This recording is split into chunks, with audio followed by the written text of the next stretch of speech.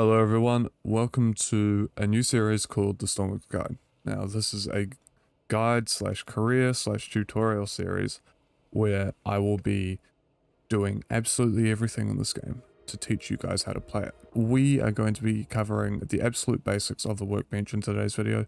It's just going to be everything that you need to know to get started, to make your first few vehicles, to make sure that you kind of start to get into the flow of how to build. So, if you're new to the game, this is the video on how to do the workbench. Let's get into it. Now, the first thing to note is that yours will not say MB5, MB4. It will say Q and E. That is because I've rebounded my buttons on my mouse to be my interact buttons. By default, they are Q and E. For returning a vehicle to the workbench, it's R. I've still got mine as that. You'll learn to change your keybinds to your own sort of style while you play this game. But if we enter the workbench, you'll see we are greeted with this menu, greeted with some grid lines, an arrow, and a lot of stuff which has very little explanation at the start, and you'll probably go, oh, I'm overwhelmed, I have no idea what I'm doing here. That's okay, this is what we're here for. First things first, we have WA, S, and D. In the camera mode I'm in at the moment, which I'll cover camera mode soon, they do nothing. However, in another camera mode, they allow you to move to left and right, zoom forward and back, with Q and E moving you up and down. We have the middle mouse button, which allows you to pan around. Think of it as like you're rubbing your face against a window or something. You know, you're moving around like you're a kid or something. You're trying to grab the window up. It's like that. It's moving that way. We have the right mouse button, which allows us to rotate around. And we have the left mouse button, which allows us to place things. Now we have Control Z and Control Y to redo and undo. And see, we can also hit redo and undo up at the top here. Next, we have a few buttons involving placement. Now, you'll see here, it's been like this, but what if, let's say I wanted to have the end in the middle, the bottom of the T-piece, facing into the block, and the two other ends forward and back. Well, what I can do is I can hit P, and this will bring up my rotation menu.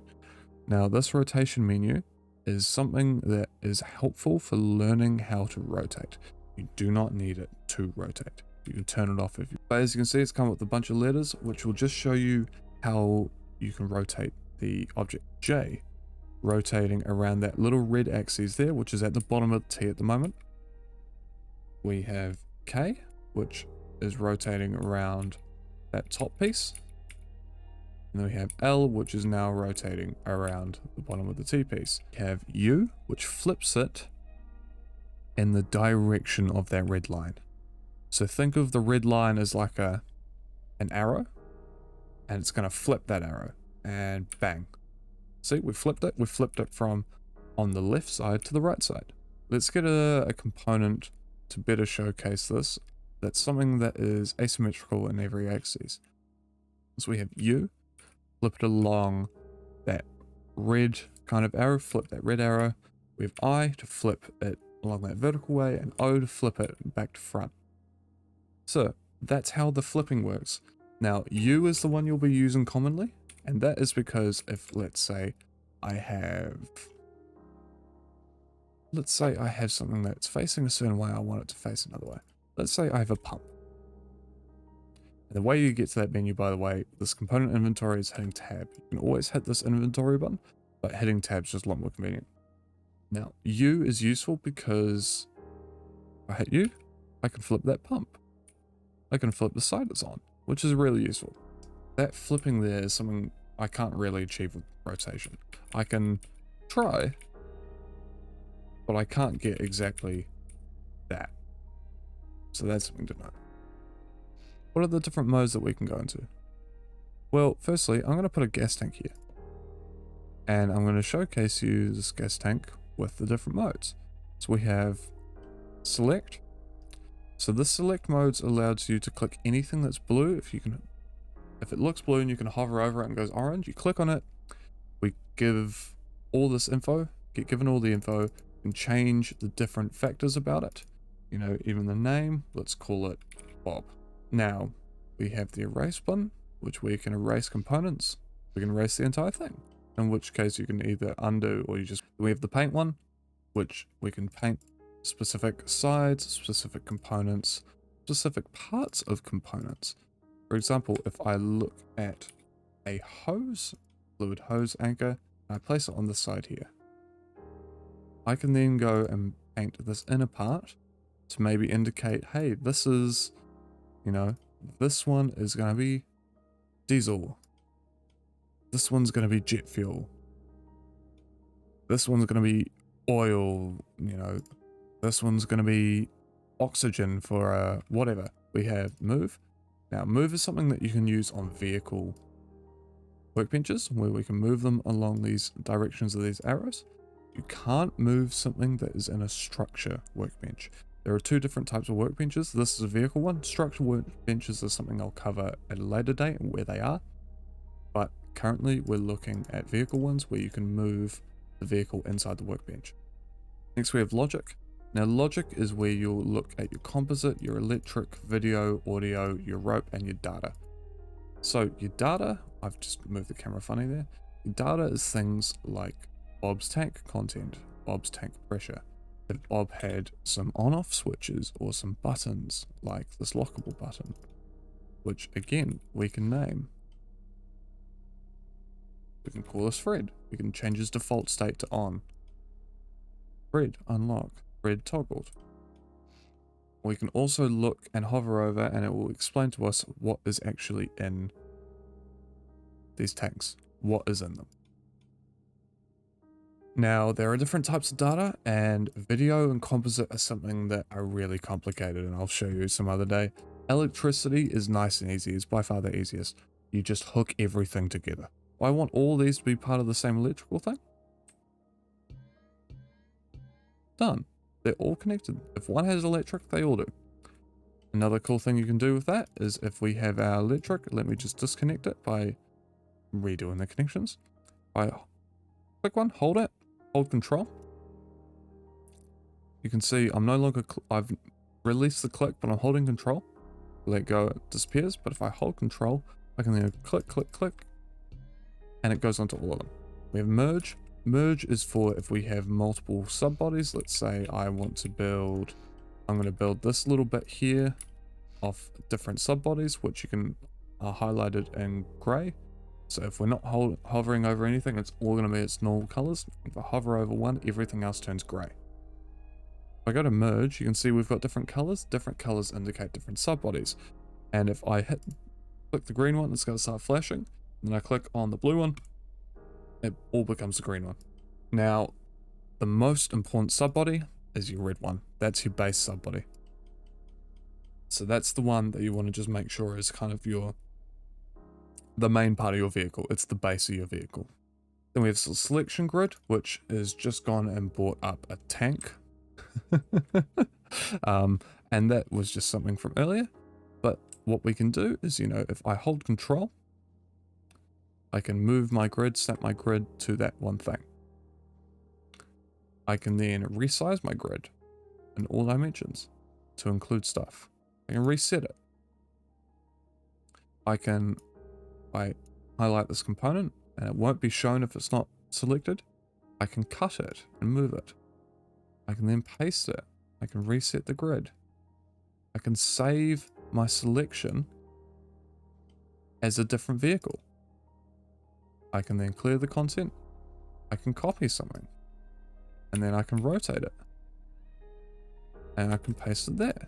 Merge them together. See what I mean here? This is the flow of stuff. I can load some content. I can put in a whole engine if I wanted to. And then last but not least, we have the microcontroller editor.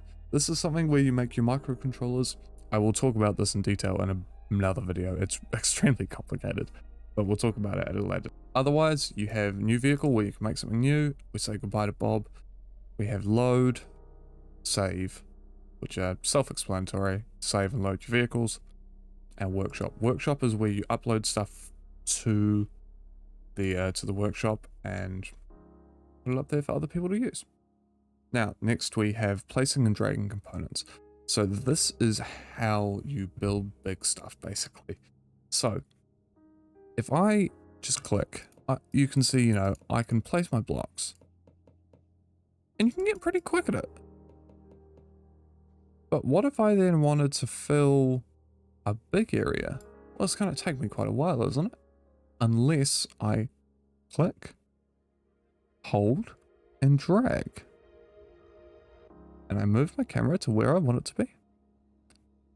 And there we go. We've got a big area. Now there's lots and lots of stuff we can drag. You can see we can drag wedges in both directions, pyramids and inverse pyramids in both directions, and I'll show this with the other pyramids. So we can drag them this way and also this way. You know, we can do wedges like this as well as these ways. We can also do things like, if I get a straight pipe, anything that's kind of straight and is meant to be in lines, there we go. We can drag it out. Sometimes the game does have issues with dragging stuff. I'm not sure why, it just does. There are some other components that are not just your base ones that you can drag. For example, compact linear track extensions. This is for if you want a moving sliding bit. You can drag those. You can drag door frame edges. Again, just along that kind of line. Sliding connector tracks. You can also do, and something that not many people know about, is flare launchers. You can actually create a massive area of flares. But so that's something to keep in mind, is that you can use that to drag and place stuff really quickly. Next we have the settings on our right here. So we have symmetry. Symmetry allows us to set axes as axes of symmetry for X to build on the left and right at the same time. It builds on the left, it places on the right, so vice versa. The Y-axis, it's up down. With the Z-axis, it's front back. Now, as you can see there, the Z-axis didn't quite line up with this little block here. And that's because I've kind of moved my Z-axis. And with this widget here, I can move any of my axes to wherever I want. If I wanted my middle to be here, I can be there. And so we can use these Z-axis widgets to, let's say I move that there, and then I can do that. And then I want to move my Y-axis widget to up here and do that, even though it was going to be on this level before. So that's something that we can do. Next we have the sectioning, and I will showcase this with this RCS engine. This is something that's very stupid, but if we look at the section plane, what we can do is essentially use the section plane as, like, imagine it as like an imaginary knife. We're slicing through the vehicle to look on the inside. So if I wanted to look at, like, hey, what's going on here? What's going on the inside of this? We can do that. Even though usually I can't really access that area very easily. You know, I got to zoom in and it's a bit cramped. And it's like, no, done. Cool. I can just place it in there. Always leave the show high move widget on for the section planes. It's just super convenient. Next we have the camera. Now the camera mode is, we have two modes. We have reset camera, which is just a button. We have orbit mode, which is what I've been using. It's where we orbit. And then we have free mode. This is where WASD come in common. Will come into use, not common to common. Now, holding shift means you move slower. WASD means that, you know, you can move up and down. Q and E makes you physically move up and down. You can still use all your other things to zoom in and out. And, you know, all your things to move around and pan. But you've got more of like a, imagine you're like in Minecraft creative mode type thing. Whereas orbit's literally an orbit. You orbit an area. If you want to move to something, you hit F and you can target that one component and then orbit around it. You know, but if you want to zoom through a vehicle and build through like that, do it that way. If you want to build like the outside of a vehicle or orbit something, use orbit mode. I prefer free mode. I'm kind of interested in using orbit mode for a bit, so maybe I'll try that. Next we have center of mass. Now this is a pink box that is not interacted with. It doesn't appear on your vehicle when you spawn it in. It's just something that kind of indicates where your vehicle is going to rotate around. It's where the center of mass, excluding all the fluids. Keep that in mind, excluding your fuel and your water and your jet fuel and your oil and your slurry and everything. Excluding that, so just dry weight, this is where the center of mass is. Now that's by default off. I recommend putting it on just so you can balance things around your vehicle. Next we have the direction arrows. This just shows lines of action for different components. It's interesting actually that the gearbox does not hide its arrows, and that is because it's physically imprinted onto the component. The direction arrows just show you how something is going to act when you put in something into it. For example, if I was going to put a pivot on here, you can see we have a positive and a negative arrow, which is just showing me how this top bit is going to rotate if I put a positive negative number into the pivot. Next we have grid lines.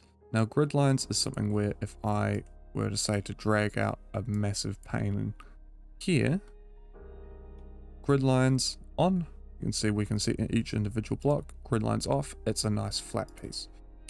I usually have grid lines off. I just find it's a lot smoother to look at, but grid lines on is very good for if you're just trying to work through something.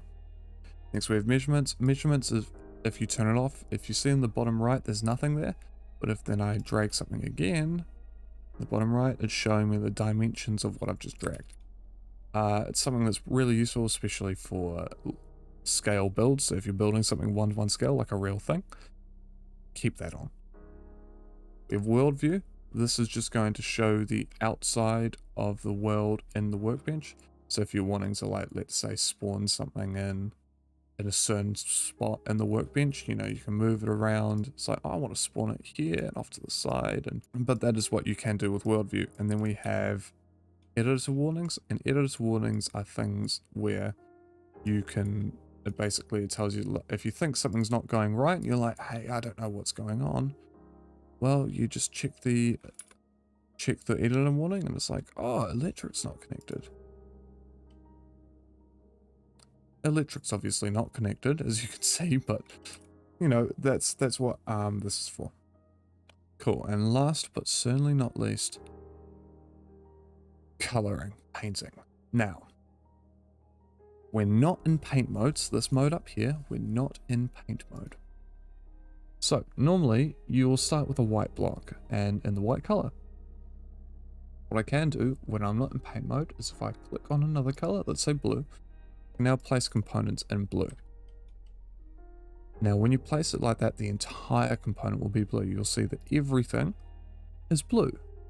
I can change my color to red or green, or pink, or brown, orange type color, or like a mid-gray. So we can do that to our components. What we can also do, the menu I just popped out here, custom colors, where if I, let's say I've got a color that I really like, let's just make a color. It's like, oh, I like that color. I can go add to custom color. Comes up with all these flashing, and it's like, okay, which one do you want to save it to? I want to save it to that one. Now, whenever I'm building, it's like, oh, I can build away, blah, blah, blah, blah, blah, blah. And then I can use that as a color. Now, I've just gone and put the two most kind of poop colored things right next to one another, so that's unfortunate. Now, the paint mode. I'm going to pull a vehicle out for this. And the reason I want to do that is I want to show you guys just how it functions on something that's kind of mostly completed. So this is a little dinky train. In this paint mode, if I click on a block with my white color, it's a white. I can undo it, I can redo it, I can paint different components, different colors, blah, blah, blah, blah, blah. But what you will notice, it's not painting my light white. That was difficult to say, to be honest. Now let's just undo all that. And let's go to the next paint mode. Next paint mode is additive. Now additive is for things like lights, buttons, anything that involves interaction or has a function or has a secondary color. You're looking at paintable signs. We're looking at, you know, throttle levers, keys, instrument panels, lights, you know, all sorts of things like that. That's what additive is for. So if I wanted these lights to be blue, use additive. I want the wall to be blue, use regular paint. That makes sense? Cool. Next we have replace color. Now this is something that every single surface, including the additive, that is a certain color. If you click on any of that color, it changes that whole color. So you can, if you decide like, oh, I'm not liking the green today. What if I wanted to do blue? Cool, you've done blue. Now we also have plane fill. Plane fill is an interesting one. So plane fill is good for if you've got like a floor area. You want to fill it in quickly. It's good for if you have a roof area. You want to fill it in quickly. It's a bit annoying when you have something that's got parts in it like lights or radios or, you know, any sort of roof parts or just anything that's kind of not, or anything that breaks the smoothness of it. But you can use plane fill pretty effectively, but also it's very, very limited in what it can do. For example, like you see there, it's not colored the lights, it's not colored the handles. But otherwise, that's pretty much all there is to know about color. And that's pretty much all there is to know about the workbench. You guys have got your imagination at your fingertips. It's right there.